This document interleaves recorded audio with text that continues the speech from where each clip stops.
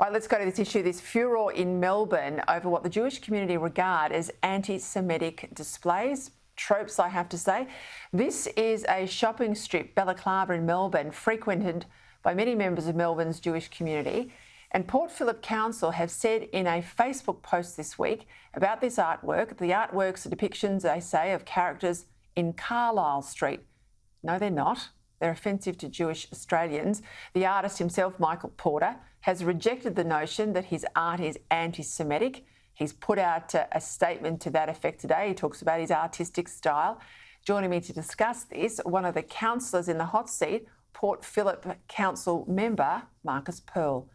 Marcus, thank you for your time. Jeremy Liebler of the Zionist Federation says it's deeply concerning to see such a stereotypical anti-Semitic trope in Balaclava. I've got to ask you, I mean, this is a huge mural. How much did it cost and who paid for it? Who approved it? Well, Peter, I can confirm that the City of Port Phillip paid for this mural to be installed and we also approved it.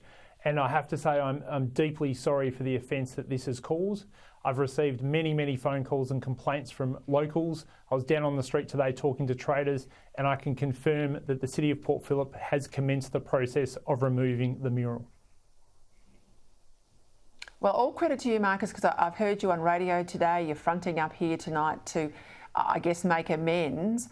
The reason why these images are so offensive to Jews is this is how they were drawn in the days of Nazi Germany. So, clearly at any time, but particularly this time, it's the last thing Melbourne needs, isn't it?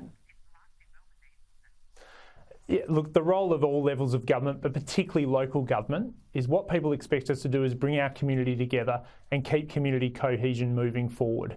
That's what local government should be doing. This project was aimed to bring street trade to the street, which is struggling at the moment a little bit, and also clean our streets up. That's not what's happened on this occasion. And again, I apologise for the hurt that's been caused by this incident. What about the people in the council that work for you? I know you're a councillor, you're not an employee of the council, but, was this an inadvertent error? I'm not sure it was. It's a pretty obvious trope to me. And will there be sort of ramifications for those people who signed this off? Look, I think it's fair to say, Peter, this is a governance failure on the part of the City of Port Phillip, who I represent, and we'll have a look at ways we must improve.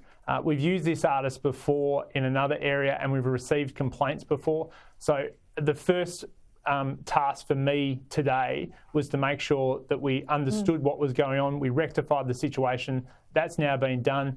What will happen next is an investigation to see what occurred and see what we can do to make sure these sort of things don't happen again in the future.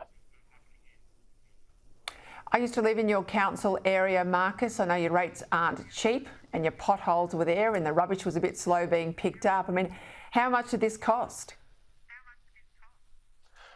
We'll find all that out in the coming days, but our ratepayers pay a significant amount of money and they deserve good value and good governance for that money, and our local traders do as well. And particularly our traders are struggling at the moment, and every dollar that is deployed to help them needs to be good value for them and ratepayers.